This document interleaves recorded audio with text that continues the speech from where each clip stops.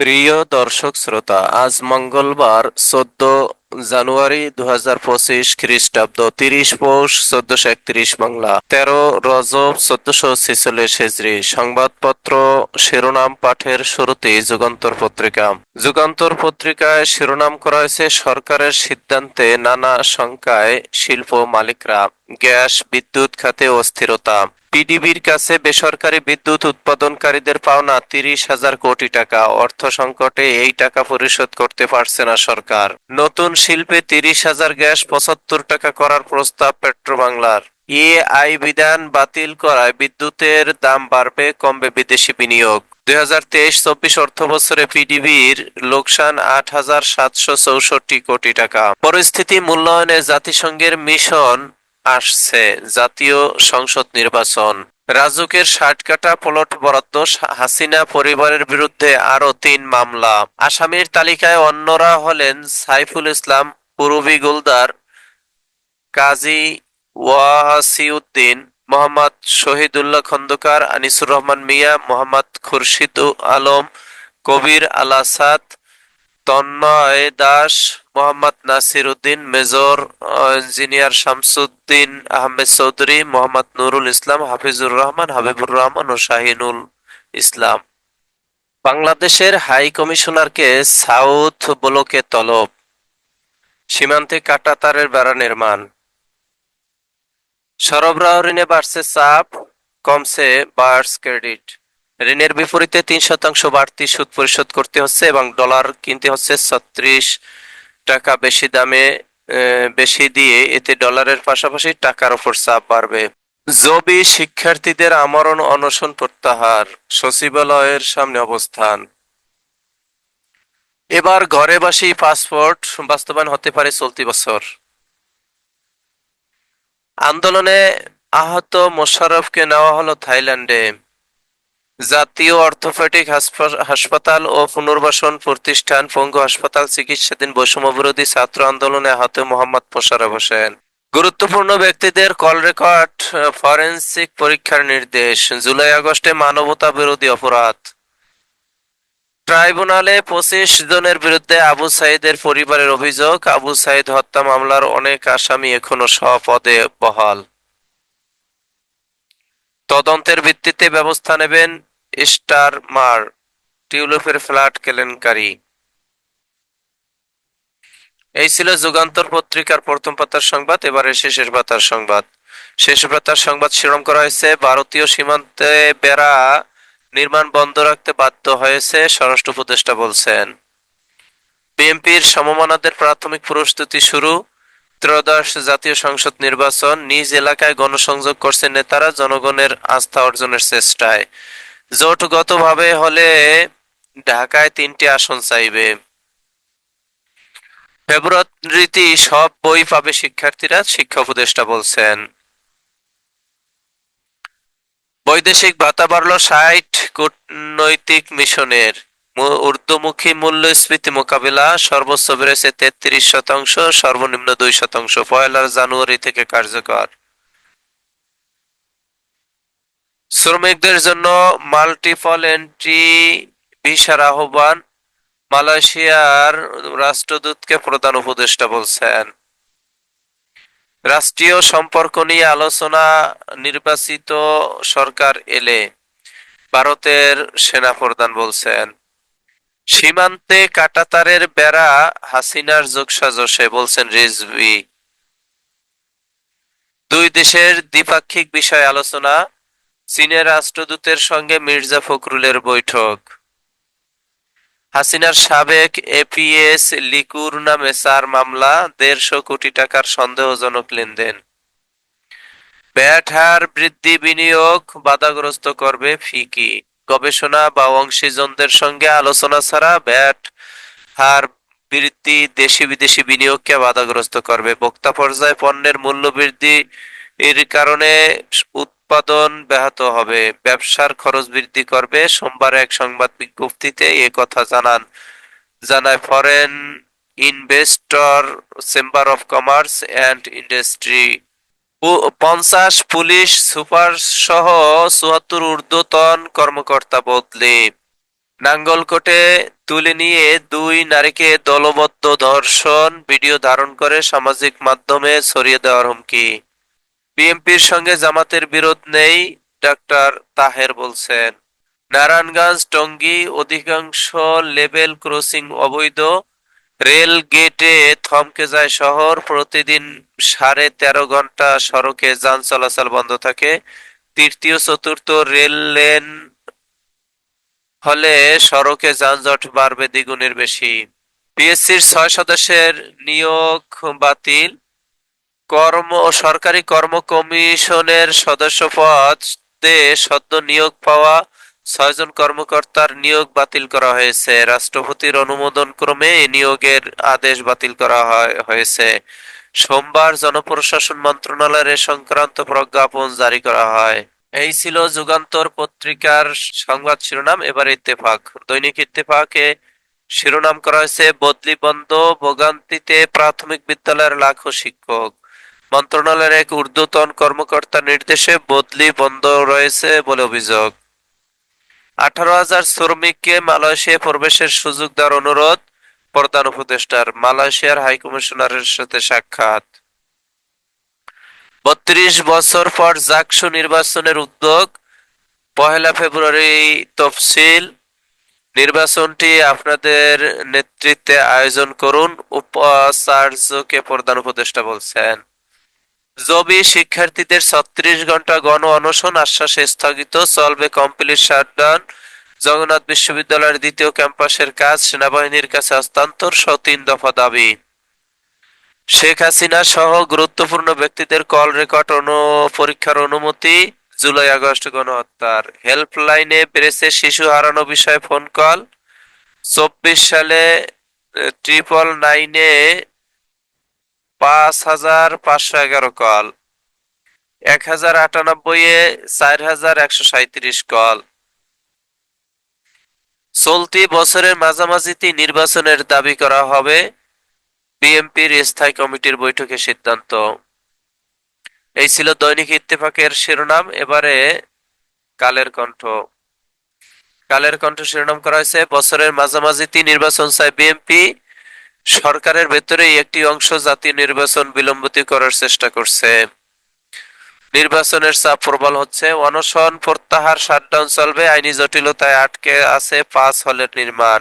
টানা 35 ঘন্টা পর শিক্ষার্থীদের অনশন প্রত্যাহার, শিক্ষার্থীদের দাবির বিষয়ে বুধবার সভা হবে বলে মন্ত্রণালয়ের চিঠি। ভারতের সেনাপ্রধান বাংলাদেশে নির্বাচিত সরকার এলে সম্পর্ক স্বাভাবিক হবে। দিল্লিতে তলব বাংলাদেশের উপরাষ্ট্রদূতকে। টিউলিপের বিরুদ্ধে তদন্ত সাপেক্ষ ব্যবস্থা, গণভবনে অনুসন্ধানী সাংবাদিকতা বন্ধে টিউলিপের নোট। 1.5 মাস ধরে ভূমি সেবা বন্ধ, চরম দুর্ভোগ মানুষের। নামজারি ও খাজনা পরিশোধ করা যাচ্ছে না, হারিয়েছে পূর্ণ আইডি, তথ্য বিপাকে ব্যক্তি প্রতিষ্ঠান। চিকিৎসা খরচ আরো বাড়বে, চিকিৎসা সরঞ্জামের মূল্য বৃদ্ধির প্রভাব, মানুষের কষ্ট হয়, এমন লাগামহীন মূল্য বৃদ্ধি না করার অনুরোধ অধিদপ্তরের। এই ছিল কালের কণ্ঠের শিরোনাম। এবারে সমকাল। সমকালের শিরোনাম করা হয়েছে বিএনপির নির্বাচন চায় এবছরের মাঝামাঝিতেই স্থায়ী কমিটির বৈঠক। সচিবালয় 589 সিসি ক্যামেরায় অন্ধ, মার্চে কেনার উদ্যোগ নেবে। চিকিৎসা ব্যয়ের বোঝা বাড়ছে রোগীর উপর। ডলারের দাম ও কর বৃদ্ধি, মেডিকেল সরঞ্জামের দাম বাড়ানোর প্রস্তাব, নিবন্ধনহীন কোম্পানি বন্ধ হচ্ছে, দাম না বাড়াতে রয়েছে আদালতের নির্দেশনা।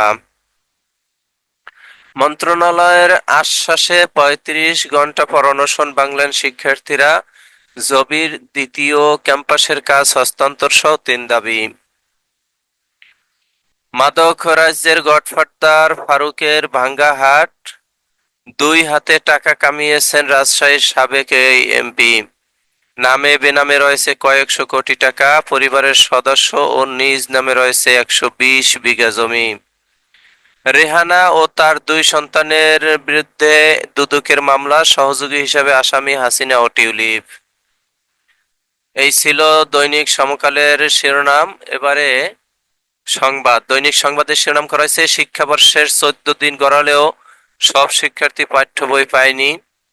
সম্পর্ক স্বাভাবিক হবে বাংলাদেশে নির্বাচিত সরকার এলে, ভারতের সেনাপ্রধান বলছেন। মন্ত্রণালয়ের আশ্বাসে জগন্নাথ শিক্ষার্থীদের অনশন প্রত্যাহার, চলবে শাটডাউন। ট্রাইব্যুনালে 25 জনের বিরুদ্ধে অভিযোগ আবু সাইদের পরিবারের। সীমান্তে বেড়া নির্মাণ নিয়ে উত্তেজনা, দিল্লিতে তলব বাংলাদেশের ডেপুটি হাইকমিশনারকে। হাসিনা সহ জড়িতদের কল রেকর্ডের ফরেনসিক পরীক্ষার নির্দেশ, জুলাই আগস্ট গণহত্যার। অন্তর্বর্তী সরকার গঠনের বৈধতা নিয়ে রিট খারিজ। রেহানা ও সেলিমের প্লটে অনিয়ম, দুদকের 3 মামলায় হাসিনাও আসামি। ভ্যাট বাড়ানোয় এফআইসিসিআর এর উদ্যোগ।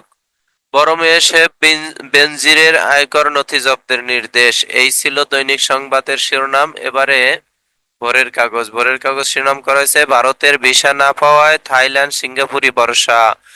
স্বাস্থ্যসেবায় জন আস্থা ফেরানোর সুযোগ দেখছেন সংশ্লিষ্ট খাতের বিশেষজ্ঞরা। জগন্নাথ শিক্ষার্থীদের শাটডাউন, সেনাবাহিনী দিয়ে দ্বিতীয় ক্যাম্পাস নির্মাণ, 2টি স্টিল বেস ভবনের কাজ দ্রুত শুরু, 70 ভাগ শিক্ষার্থীর জন্য আবাসন ভাতা। প্লট দুর্নীতি, শেখ রেহানা ও পুত্র কন্যার নামে 3 মামলা। ফরেনসিক পরীক্ষা হবে জড়িতদের কল রেকর্ড, জুলাই আগস্ট গণহত্যা। হাসিনা সহ জড়িতদের পাওয়া কল রেকর্ডের সত্যতা যাচাইয়ের নির্দেশ আন্তর্জাতিক অপরাধ ট্রাইব্যুনালের। ভ্যাট বাড়লে দুর্বিষহ হবে জনজীবন, সিপিবির সমাবেশে। ভারতের সেনাপ্রধান বলছেন, প্রতিবেশীর মধ্যে বিদ্বেষ কারো জন্যই ভালো নয়। পর্যটক বান্ধব অবকাঠামোয় ঘাটতি, পর্যটক কেন্দ্র। টেকসই পর্যটন বিনির্মাণের জন্য প্রয়োজন প্রাইভেট, পাবলিক ও কমিউনিটি পার্টনারশিপ। এই ছিল ভোরের কাগজের শিরোনাম।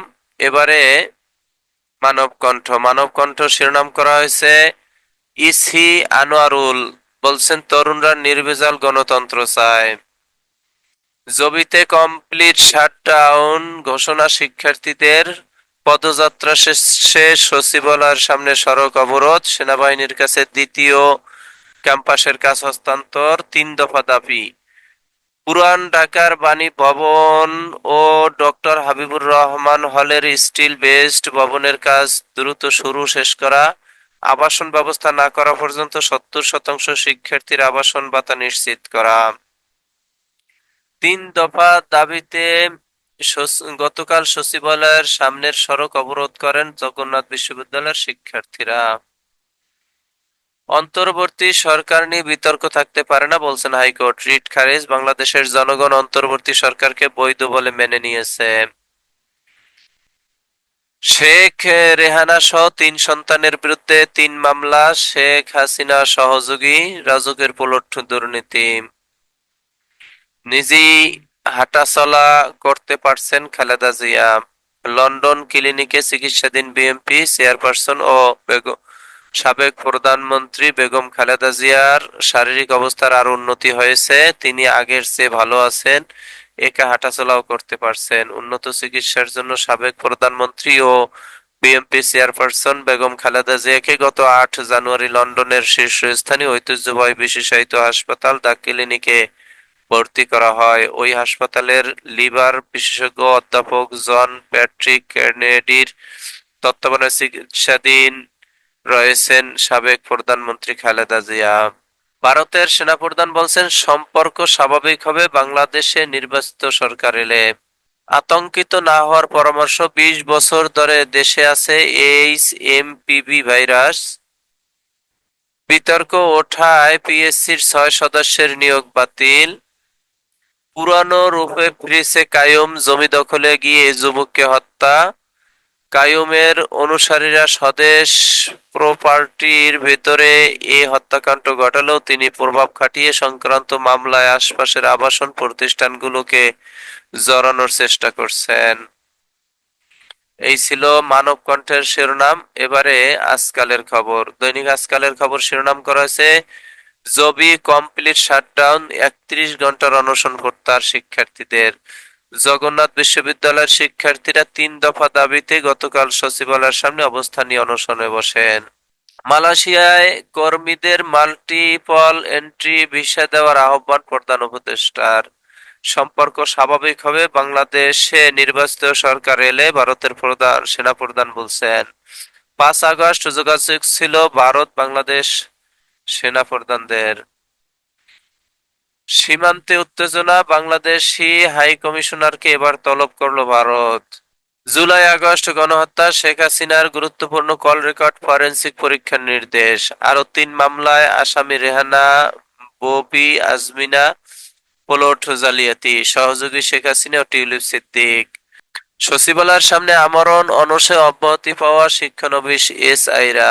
অন্তর্বর্তী সরকার নিয়ে সতর্ক থাকতে পারে না হাইকোর্ট, রিট খারিজ। পিএসসির 6 সদস্যের নিয়োগ বাতিল, পুলিশের 74 ঊর্ধ্বতন কর্মকর্তাকে বদলি, এসবির প্রধান হলেন গোলাম রসুল। ট্রাইব্যুনালে 25 জনের নামে অভিযোগ আবু সাইদের পরিবারের। রহস্য উদ্ঘাটনে দুজনকে জিজ্ঞাসাবাদ করবে পিবিআই, সাগরনী হত্যাকাণ্ড।